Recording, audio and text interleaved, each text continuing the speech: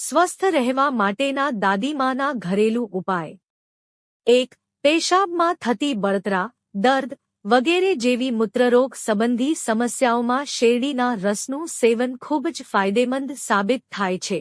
2. શરીરમાં જો શુગરની ઉણપ હોય તો શેરડીનો રસ પીવો ખૂબ જ લાભકારી નીવડે છે.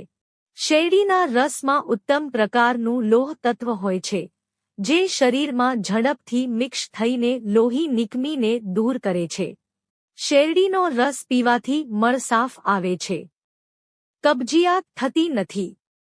3. શેરડીના રસમાં કુદરતી રીતે જ કોલેસ્ટ્રોલ, સોડિયમ ઓછું હોય છે, જે કિડનીને સ્વસ્થ રાખવામાં મદદ કરે છે.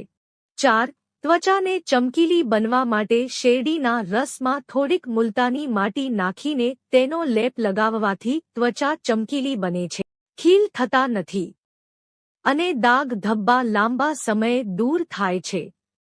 5. ગળાની ખરાશને દૂર કરવા માટે શેરડીના રસનું સેવન ખૂબ જ ફાયદેમંદ સાબિત થાય છે. 6.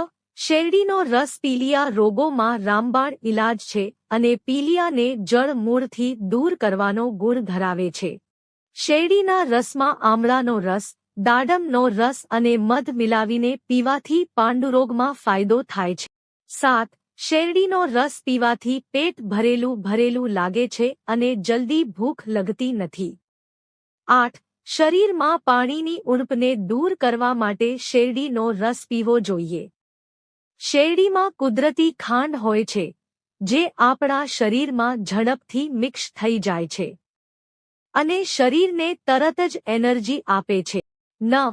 શેરડીનો રસ પીવો લીવર માટે ખૂબ જ સારો મનાય છે, લીવરને સ્વસ્થ રાખે છે. 10. એસિડિટીને કારણે થતી બળતરામાં શેરડીનો રસ ખૂબ જ લાભકારી નીવડે છે. શેરડીના રસમાં લીંબુ, ફુદીનો અને સિંધા નમક નાખીને પીવાથી એસિડિટીમાં ફાયદો થાય છે. 11. શેરડીનો પીવો સેહત માટે તો સારું જ છે, સાથે સાથે વજન પણ ઘટાડવામાં મદદ કરે છે. 12. દુબળા પાતળા લોકો માટે શેરડીનો રસ ઉત્તમ છે. તેમાં ફાઇબરની માત્રા ભરપૂર પ્રમાણમાં હોય છે, જે વજન વધારવામાં ખૂબ જ મદદ કરે છે. 13. શેરડીના રસમાં એન્ટીઓક્સિડન્ટ ભરપૂર માત્રામાં હોય છે, જે કોઈપણ પ્રકારના ઇન્ફેક્શનથી બચાવવામાં મદદરૂપ સાબિત થાય છે. 14. શેરડીનો રસ એન્ટીઓક્સિડન્ટથી ભરપૂર હોય છે, જે આપણી રોગ પ્રતિકારક શક્તિ વધારે છે, ઇન્ફેક્શનથી બચાવે છે. 15. ડાયાબિટીસના દર્દીઓએ શેરડીના રસનું સેવન કરવું જોઈએ નહીં. 16. શેરડીના રસને હંમેશા તાજો જ પીવો જોઈએ, નહીંતર તેના ફાયદા પ્રાપ્ત થતા નથી અને પેટની બીમારીઓનો સામનો કરવો પડે છે. 17. જો તમને તમારા પેટમાં એસિડ બનવાની સમસ્યા છે, તો જમ્યા પછી તુલસીના કેટલાક પાન ચાવો અથવા તેને ગરમ પાણીમાં ઉમેરીને તેનું સેવન કરો. 18. ડાર્ક સર્કલ દૂર કરવા માટે બદામ તેલના 2 થી 3 ટીપા તમારા હાથ પર લો અને આંખોની નીચે હળવા હાથે માલિશ કરો. થોડા જ દિવસોમાં તમને ફરક દેખાવા લાગશે. 19. જો તમે રાત્રે સૂતા પહેલા કાચા દૂધનો ઉપયોગ કરશો તો તમારી ત્વચા સવારે ખૂબ જ કોમળ અને ચમકદાર રહેશે. 20. નારિયેળના તેલથી માલિશ કરવાથી વાળ મજબૂત થાય છે. 21. પેટના દુખાવાથી રાહત મેળવવા માટે તમે 1 ગ્લાસ ગરમ પાણીમાં 1 ચપટી હિંગ નાખીને તેને સારી રીતે મિક્સ કરીને દિવસમાં 2 થી 3 વખત પીવો. પેટમાં દુખાવો થશે. 22. ખૂબ ગરમ ખોરાક ખાવાથી તમારા પેટને નુકસાન થઈ શકે છે. તમને ઘણી સમસ્યાઓનો સામનો કરવો પડી શકે છે, તેથી તમારે વધુ ગરમ ખોરાક ખાવાનું ટાળવું જોઈએ. 23. સવારે મોડે સુધી સૂવાથી તમારા વ્યક્તિત્વ અને કાર્યક્ષમતા પર નકારાત્મક અસર પડે છે. 24. લીંબુનો રસ અને એલોવેરામાં એન્ટીબેક્ટેરિયલ અને એન્ટીઓક્સિડન્ટ ગુણ હોય છે અને ફ્રીકલ્સની સમસ્યાને દૂર કરે છે, એક બાઉલમાં લો એલોવેરા જેલ અને 1 ચમચી લીંબુનો રસ. તમે તેમાં ગુલાબજળના થોડા ટીપા પણ ઉમેરી શકો છો અને આ મિશ્રણનો નિયમિત ઉપયોગ કરવાથી તમને જલ્દી છુટકારો મળશે, કરચલીઓ મળશે.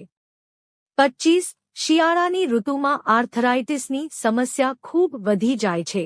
આવા સમયે તલનું ઓય જ સેવન કરવાથી સાંધાના દુખાવાથી છુટકારો મેળવવામાં ફાયદો થાય છે. એવા પોષક તત્વો હોય છે જે હાડકાને મજબૂત બનાવવામાં મદદ કરે છે. 26. તૈલી ત્વચા પર મુલતાની મિટ્ટીનો ફેસ પેક લગાવવાથી વધારાનું તેલ દૂર થાય છે. 27. તલ અને ગોળ બંનેને કેલ્શિયમના સારા સ્ત્રોત માનવામાં આવે છે.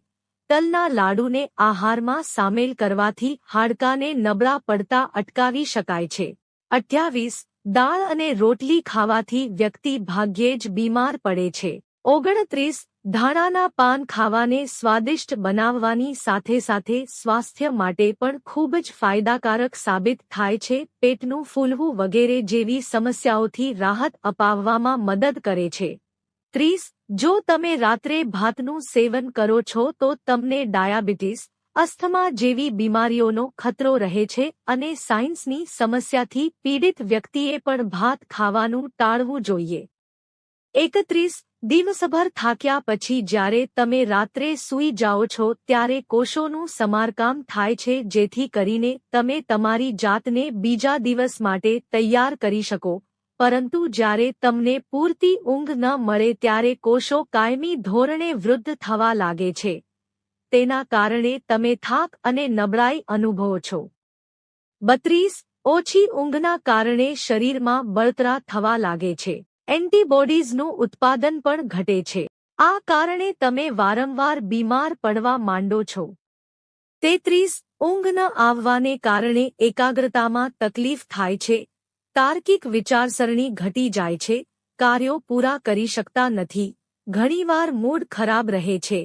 તેનાથી ડિપ્રેશન અને ચિંતા પણ થાય છે અને તેના કારણે ઘણી વખત હાઈ બીપીની સમસ્યા પણ થાય છે. 34. ઓછી ઊંઘને કારણે તમારી ત્વચા પણ જૂની દેખાઈ શકે છે. તેનાથી કરચલીઓ, આંખોની નીચે ડાર્ક સર્કલ અને શુષ્ક ત્વચા થઈ શકે છે. 35. ઊંઘ ન આવવાને કારણે વજન પણ વધી શકે છે, કારણ કે જ્યારે તમે લાંબા સમય સુધી જાગતા રહો છો ત્યારે તમને કેટલાક બિનારોગ્યપ્રદ ખોરાકની તલપ રહે છે. તેના કારણે તમે વધારાની ચરબી અને કેલરીનો વપરાશ કરો છો જે સ્થૂળતા માટે જવાબદાર છે. કોલેસ્ટ્રોલ અને હૃદય સંબંધિત સમસ્યાઓનું કારણ બને છે.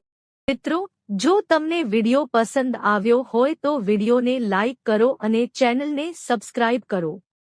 વિડિયો જોવા બદલ આપ સૌનો આભાર.